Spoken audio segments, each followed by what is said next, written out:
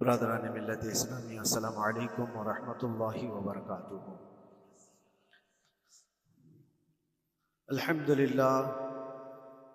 للہ الحنان المنان الذي خلق الانسان وعلمه البيان، والصلاة والسلام على رسوله سید الانس والجان وعلى آلہ واصحابہ ذوی الخیر والاحسان، اما بعد، فأعوذ باللہ من الشیطان الرجیم، بسم اللہ الرحمن الرحیم۔ وَأَمَّا بِنِعْمَةِ رَبِّكَ فَحَدِّثْ، صدق اللہ مولانا العظیم۔ بارگاہ رسالت معاذ صلی اللہ علیہ وسلم میں درود پاک کا ہدیہ پیش کریں۔ اللہم صلی علی سیدنا و مولانا محمد معدن الجود والکرم وآلہ واصحابہ الکرام وابنہ الکریم وبارک وسلم صلاة دائمة سرمدا ابدا۔ قرآن عظیم میں اللہ رب العزت ارشاد فرماتا ہے، وَقَلِيلٌ مِّنْ عِبَادِيَ الشَّكُورُ، میرے بندوں میں شکر کرنے والے بہت کم ہیں۔ اور یہ بات صحیح ہے کہ بندے پر بے شمار نعمتیں اللہ تعالیٰ عطا کیا ہے، بے شمار ہیں۔ وَإِن تَعُدُّوا نِعْمَةَ اللَّهِ لَا تُحْصُوهَا، اگر تم اللہ کی نعمتوں کو گننا چاہو گے تو شمار نہیں کر سکو گے۔ شیخ سعدی رحمۃ اللہ تعالیٰ علیہ فرماتے ہیں کہ تمہارا ایک سانس لینا بھی نعمت ہے، سانس کا باہر نکالنا بھی نعمت ہے، اور اگر صرف سانسوں کی نعمتوں کا شکر ادا کرنے پر بندہ بیٹھ جائے تو پوری عمر اس کی تمام ہو جائے۔ باقی نعمتوں کا کیا ہے؟ بے شمار نعمتوں سے نوازا ہے اللہ تعالیٰ نے، لیکن انسان کی فطرت میں یہ بھی ہے کہ کبھی ایک چیز کی کمی محسوس ہوتی ہے تو وہ واویلا مچاتا ہے، بہت شور کرتا ہے کہ مجھے یہ تکلیف ہوئی، وہ تکلیف ہوئی۔ اس کے صحت کے زمانے کو وہ یاد نہیں کرتا، مصیبت کے زمانے کو بہت جلدی یاد کرتا ہے۔ اسی لیے شکر گزار بندے بہت کم ہیں۔ عادت یہ ڈال لیں، جب مصیبت آئے، کوئی تکلیف آئے، تو ہمارے اندر یہ احساس پیدا ہو جائے کہ میرے گناہ اس سے بھی بڑی مصیبت کے لائق تھے، اللہ نے کم مصیبت عطا کی۔ جب کوئی بیمار ہو جائے، جب کبھی کسی آفت میں مبتلا ہو جائے تو یقیناً درد تو ہوتا ہے، آدمی سہن نہیں کر پاتا، لیکن احساس دل میں یہ پیدا کرے، اگر وہ انصاف کرنے پر آئے رب تبارک و تعالیٰ میرے ہر گناہ کے بدلے بڑی بڑی سزائیں دے سکتا ہے، میں چھوٹی سی سزا میں ملوث ہوں، اللہ کریم اس کا شکر ہے۔ اسی طرح سے میرے عزیزو، ایک بات میں آپ کو بتاتا ہوں، خاص طور پر ہمارے قید کے زمانے میں بہت سارے ایسے قیدی جیل کے اندر جانے کے بعد ان کے حالات ایسے ہو جاتے ہیں، وہ نا امید اور مایوس ہو کر کفریہ جملے بکنے لگ جاتے ہیں۔ ان کے حالات ایسے ہو جاتے ہیں کوئی خدا نہیں، اگر ہوتا تو ہماری سنتا۔ بہت کچھ عبادتیں بھی کرتے ہیں، نہیں جب قبول ہوتی ہے تو مایوس ہو جاتے۔ تو یہ تو اندر کے حالات ہیں، باہر بھی کسی کے ساتھ ایسا ہو سکتا ہے۔ میں تو 10 سال سے دعا کر رہا ہوں، اولاد ہی نہیں ہوئی، کوئی یہ کہتا ہے۔ شادی ہو گئی، 10 سال ہو گئے، بچے نہیں ہو رہے ہیں۔ کوئی یہ کہتا ہے کہ میری بیٹی کا رشتہ ہی نہیں ہو رہا، ہر وظیفہ کر لیا، ہر دعا کر لیا، پھر یہاں سے نا امیدی، ناشکری۔ یہ جملے انسان کو کہاں تک پہنچا دیتے۔ ایک بات میں آپ کو بتاؤں، مولا علی کرم اللہ وجہہ الکریم کی یہ حکمت بھری بات ہے۔ ارشاد فرماتے ہیں جب کبھی مصیبت آئے اللہ کی طرف سے تو یہ امتحان ہے یا سزا ہے، کیسے پتہ چلے؟ ظاہر سی بات ہے، ہر کوئی یہ کہتا ہے یہ تو اللہ کی طرف سے امتحان ہے، آزمائش۔ ہم بھی اندر تھے تو یہ بار بار احساس دلایا جاتا تھا، اور بعض لوگ یہ کہتے تھے کہ اللہ کی طرف سے آزمائش ہے، امتحان ہے، اس کو گزار لیجیے۔ بعض مرتبہ امتحان ہے اور بعض موقعوں پر سزا ہے، اور سزا کب ہے اور امتحان کب ہے یہ کیسے پتہ چلے؟ بہت بڑا فارمولہ ہے۔ مولا علی کرم اللہ وجہہ الکریم فرماتے ہیں جب کبھی تم پر کوئی مصیبت آئے تو یہ دیکھ لینا ان مصیبتوں کے دن میں تم اگر اللہ سے زیادہ قریب ہو گئے ہو، دعا زیادہ کرنے لگ گئے ہو، وظیفے زیادہ کرنے لگ گئے ہو، تو اس کا مطلب ہے کہ اللہ تعالیٰ تم کو امتحان میں رکھا ہے۔ اور اگر مصیبتوں کے آنے کے بعد بندہ دور ہو جاتا ہے اللہ سے، پھر وہ بفر جاتا ہے، گناہ زیادہ کرنے لگتا ہے، تو سمجھ لو یہ سزا میں ملوث ہے۔ اب سب کی زندگی میں یہ مصیبتیں جب آتی ہیں تو وہ خود اپنے آپ کو ریئلائز کرے، احساس کر کے دیکھے کہ مصیبت آئی ہے تو میرے ہاتھ میں تسبیح آ گئی یا پھر گالی گلوچ، مصیبت یا آفت آئی ہے میرے گھر پر تو میں عبادت اور نماز کی طرف زیادہ جا رہا ہوں یا پھر عیش و عشرت کی طرف زیادہ جا رہا ہوں، تو تمہیں خود پتہ چل جائے گا کہ تم اللہ کی طرف سے امتحان میں ہو یا پھر سزا میں۔ میرے عزیزوں، بہت مقامات ایسے ہیں جہاں پر بظاہر مصیبت کی حکمت ہمیں نہیں معلوم ہوتی کہ کیوں آئی یہ مصیبت، کیوں دی گئی ہے ہمیں ایسی تکلیف۔ اسی کا نام تقدیر ہے کہ اللہ تعالیٰ کے لکھے ہوئے پر راضی رہنا یہ مومن کی شان ہے۔ مومن کو ہمہ وقت اللہ تبارک و تعالیٰ کی طرف سے لکھی ہوئی اس تقدیر پر راضی رہنا ہے۔ آپ کو میں ایک بات بتا دوں، حضرت ابو جندل ایک صحابی مکہ مکرمہ میں ایمان لائے، رسول پاک صلی اللہ تعالیٰ علیہ وسلم جب ابھی مکہ میں تھے، اس وقت غریب صحابہ کو کفار مکہ، مشرکین مکہ کس طرح سے پکڑ کر مارتے تھے، کیسے کیسی سزائیں دیا کرتے تھے۔ اسی اثنا میں اللہ کے نبی صلی اللہ علیہ وسلم ہجرت کر کے مدینہ تشریف لے گئے، لیکن جو ابو جندل تھے یہ قید میں تھے، قید میں تھے، ان کا باپ خود ان کو قید میں رکھا ہوا تھا، اور ایسی قید کہ زنجیریں بندھی ہوئی رہتی تھی، مسلسل کئی سال گزر گئے۔ حضور پاک صلی اللہ تعالیٰ علیہ وسلم کی ہجرت کے 6 سال گزر جانے کے بعد 7واں سال تھا جب آپ کو بتاؤں حدیبیہ کا وہ منظر پیش آیا جس کو صلح حدیبیہ کہا جاتا ہے۔ تقریباً 1400 صحابہ کے ساتھ رسول کریم صلی اللہ تعالیٰ علیہ وسلم عمرہ کرنے کے لیے آئے، لیکن اس وقت مکہ کے کفار و مشرکین مکہ سے تقریباً 35 کلومیٹر باہر دور آپ کا راستہ روک لیا، کہا ہم آپ کو عمرہ کرنے نہیں دیں گے، آپ کے اصحاب کو، آپ کے صحابہ کو ہم مکہ میں انٹر ہونے نہیں دیں گے۔ جنگ جیسی نوبت آ گئی تھی، لیکن حضور پاک صلی اللہ تعالیٰ علیہ وسلم اور صحابہ احرام پہن کر کے عمرہ کرنے کے لیے آئے، تو پھر درمیانی راستہ یہ اختیار کیا گیا۔ حضور پاک صلی اللہ علیہ وسلم نے فرمایا کہ ہم صلح کر لیتے ہیں، کچھ ایگریمنٹ ہو جائے ہمارے اور تمہارے درمیان، جنگ نہیں کریں گے، آج سے جنگ بندی ہو جائے۔ تو کفار مکہ اس بات پر راضی ہوئے، اور اس کے بعد صلح، جس کو کہتے ہیں صلح حدیبیہ، یہ بہت مشہور ہے۔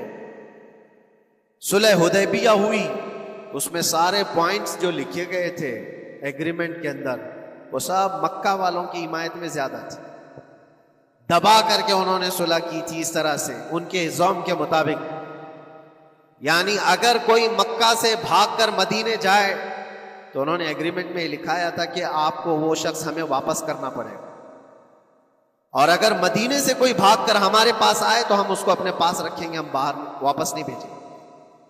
تمہارا کوئی آدمی ہمارے پاس آ گیا بھاگ کر کے، یا ہمارا ہی وہاں رہنے والا کوئی آدمی آ گیا آپ کی امان سے نکل کر کے، تو ہم اس کو اپنے پاس رکھیں۔ ایسی بہت ساری شرطیں تھیں، میں کیوں کہہ رہا ہوں یہ بات سن لیجیے۔ یہ صلح حدیبیہ ہو گئی، ایگریمنٹ ابھی لکھا جانا تھا۔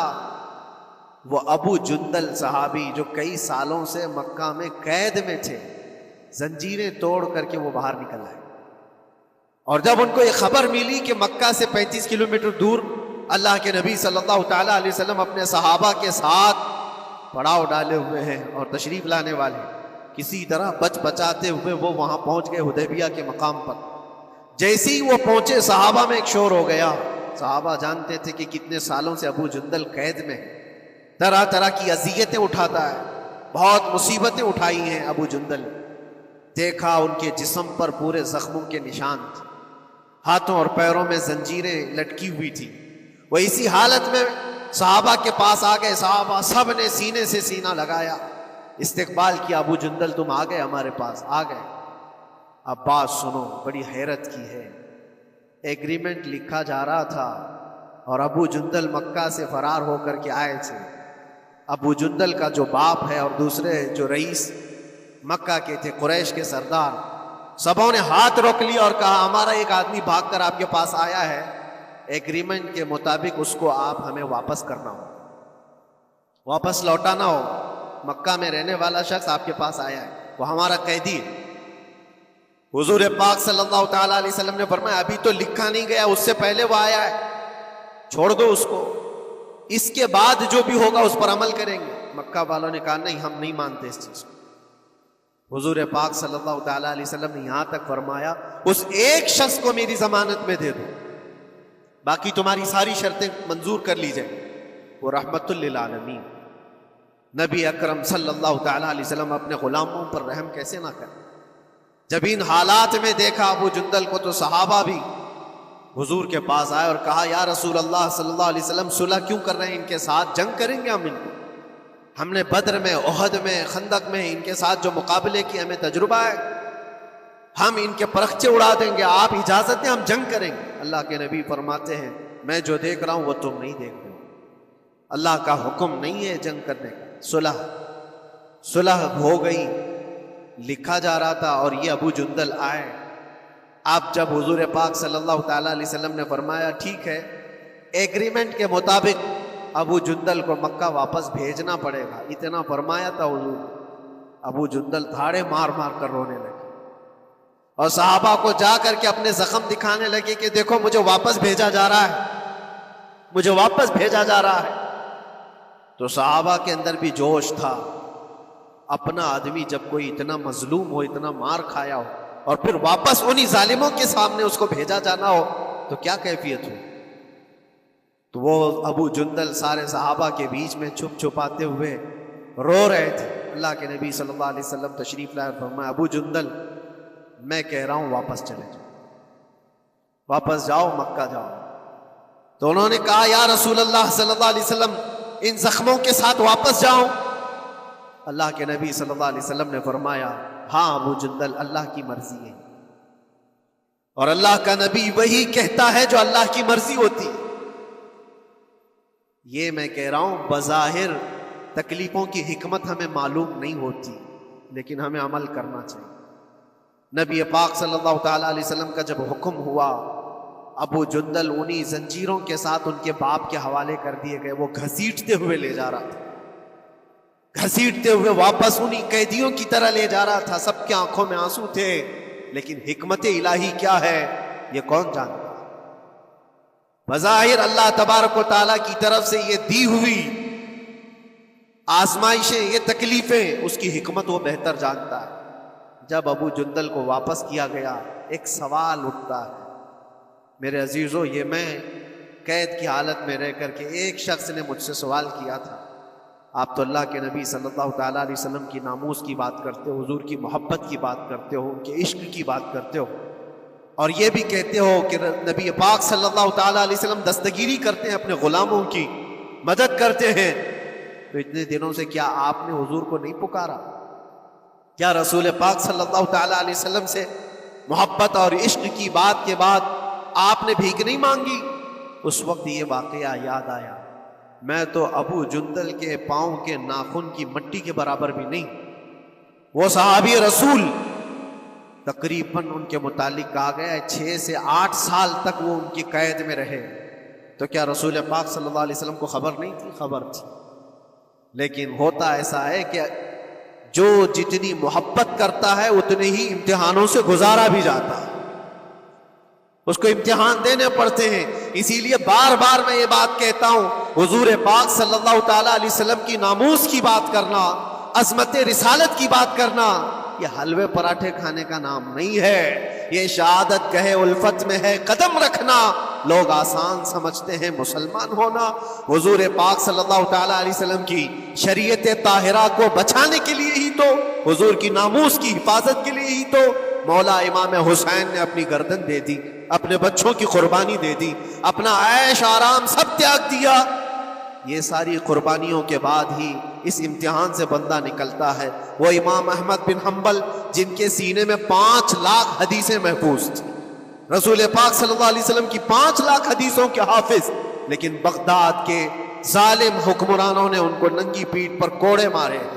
پہلی مرتبہ 100 کوڑے، دوسری مرتبہ پھر 100 کوڑے، تیسری مرتبہ پھر 100 کوڑے، اتنے میں تو آدمی مر جاتا ہے۔ امام احمد بن حنبل کی پیٹھ جھک گئی تھی۔ میرے عزیزو، یہی ہے جس کو ہم کہہ رہے ہیں شہادت کہے الفت میں ہے قدم رکھنا۔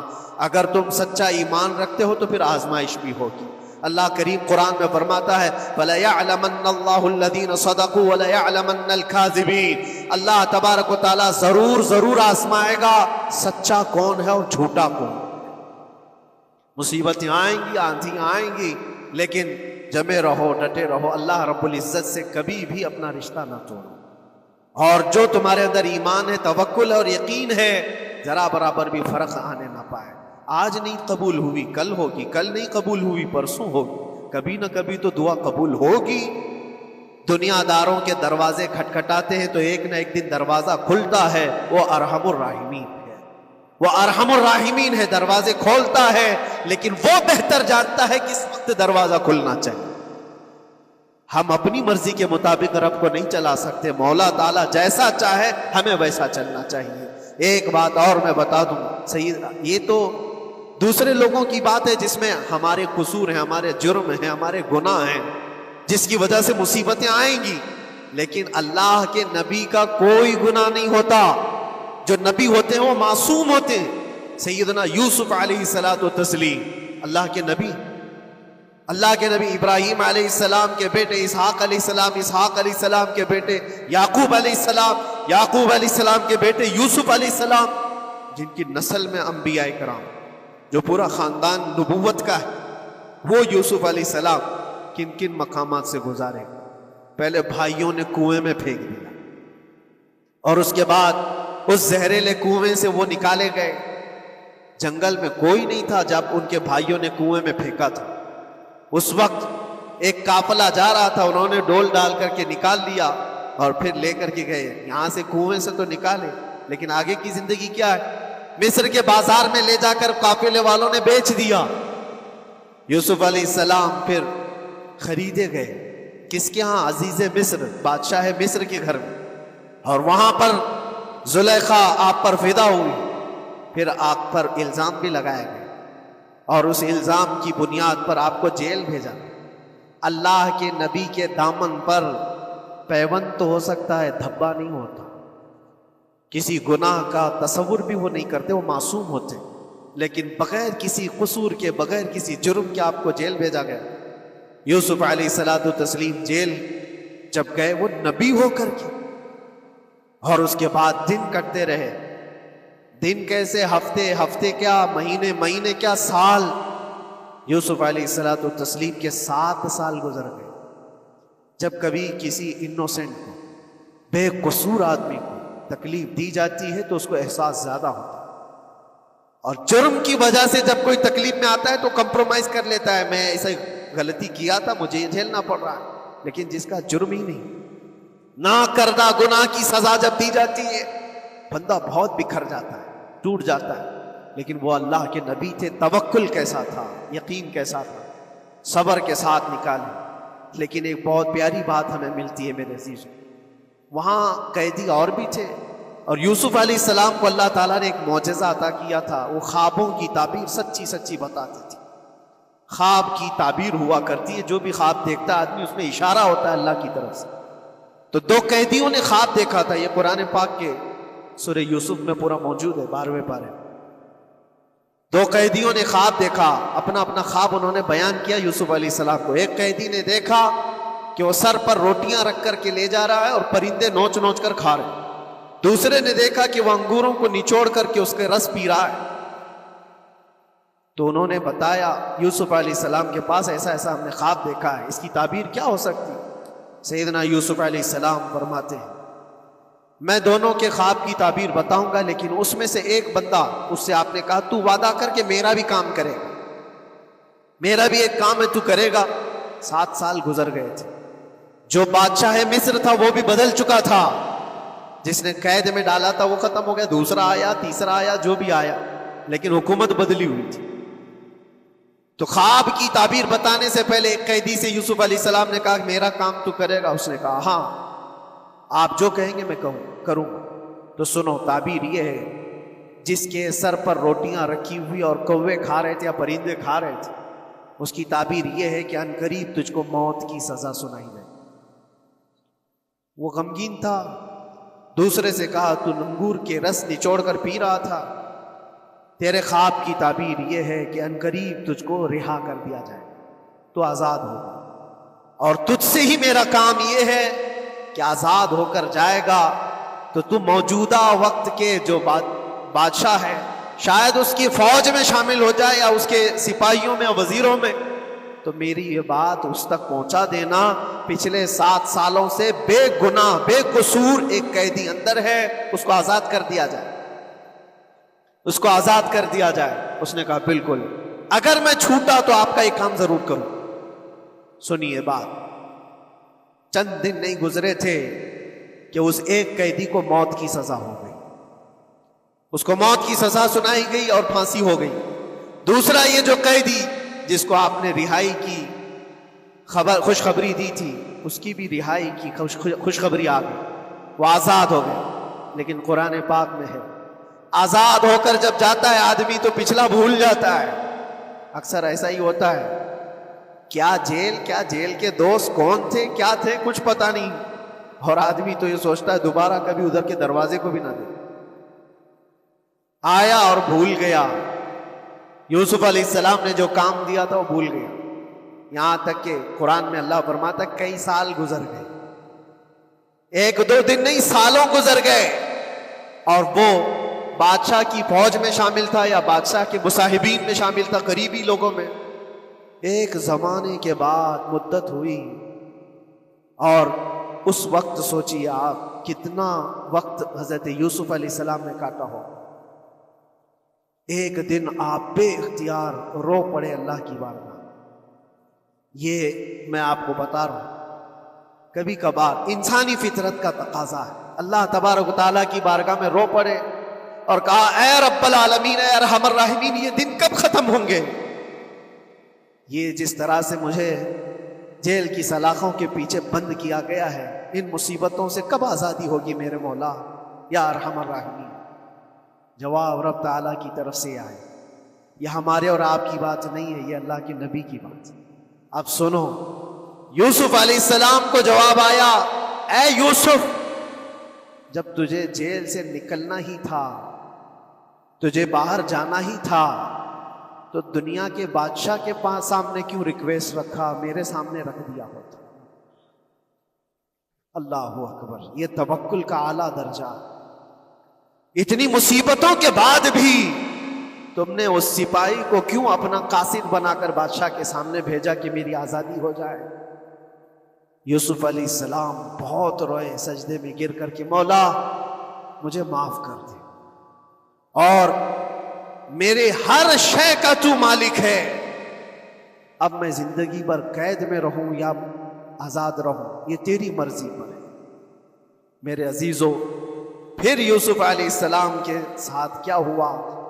بادشاہ نے خود ایک خواب دیکھا اور وہ پریشان تھا، خوابوں کی تعبیر کوئی بتا نہیں رہا تھا۔ تب اس قیدی کو چھوٹے ہوئے کو یاد آئی بات کہ جیل میں ایک آدمی ہے جو سچی سچی تعبیر بتاتا ہے۔ پھر اس نے بادشاہ سے کہا ایک قیدی بہت شریف اور صالح ہے، وہ سچی تعبیر بتائے گا، آپ کہیں تو میں اس کو لے آؤں۔ اور اس نے مجھے یہ کہا بھی تھا کہ اس کو آزاد کرنا ہے، آپ کے پاس ریکویسٹ رکھنی ہے کہ وہ بے قصور قید میں ہے۔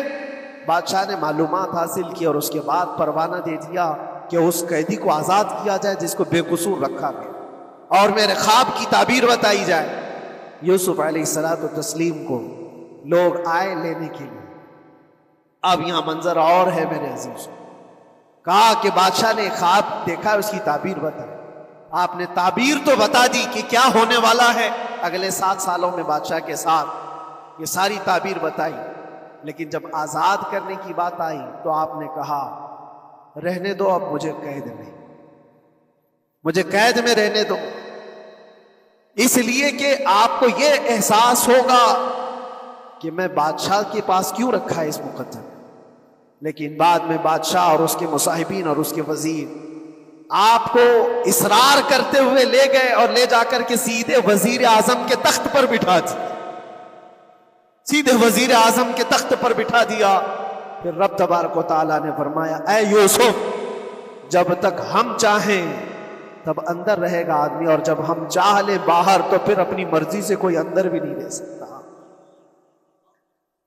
حقیقت ہے میرے عزیزو، جب مصیبتوں کے ختم ہونے کا وقت آئے پھر پوری دنیا کھڑی ہو کر کے بھی تم کو مصیبت نہیں دے سکتی۔ تکلیف نہیں دے سکتی. اور رب تبارک و تعالیٰ نے فرمایا وَإِن يَمْسَسْكَ اللَّهُ بِضُرٍّ فَلَا كَاشِفَ لَهُ، اگر تم کو اللہ کی طرف سے کوئی مصیبت آئے تو کوئی اس کو ہٹانے والا نہیں ہے. وَإِن يَمْسَسْكَ اللَّهُ بِخَيْرٍ فَلَا رَادَّ لِفَضْلِهِ، اور اگر اللہ تبارک و تعالیٰ کوئی بھلائی کسی بندے کو دے دے تو دنیا کی کوئی طاقت اس کو روک بھی نہیں سکتی. آج اگر رب تبارک و تعالیٰ ہم کو کوئی مقام اور مرتبہ دے دے، کوئی عزت اور انعام دے دے، سارے کتے بھونکتے رہیں، اس انعام کو کوئی رد نہیں کر سکتا. اللہ تبارک و تعالیٰ کا دیا ہوا فضل اس کو کوئی کاٹ نہیں سکتا، اور اس کی دی ہوئی مصیبت کو کوئی دوسرا ٹال بھی نہیں سکتا. اسی لیے آؤ لگے رہو اسی بارگاہ میں اور عرض کرو کہ مولا مجھ سے جو خطائیں ہوئی ہیں اس کو درگزر فرما دے، اور جس طرح کی بھی تو زندگی دیا ہے یہ تیرا شکر ہے مولا. شکر ادا کرنے کی عادت ڈال لو. اللہ تبارک و تعالیٰ فرماتا ہے لَإِن شَكَرْتُمْ لَأَزِيدَنَّكُمْ، اگر تم شکر ادا کرو گے تو میں اور زیادہ عطا کروں گا، اور زیادہ عطا کروں گا. آج اگر تھوڑی سی مصیبت ہے تو شکر ادا کرو کہ مولا بڑی مصیبت تو نہیں آئی ہے، یہ بھی تیرا کرم ہے، تیرا احسان ہے.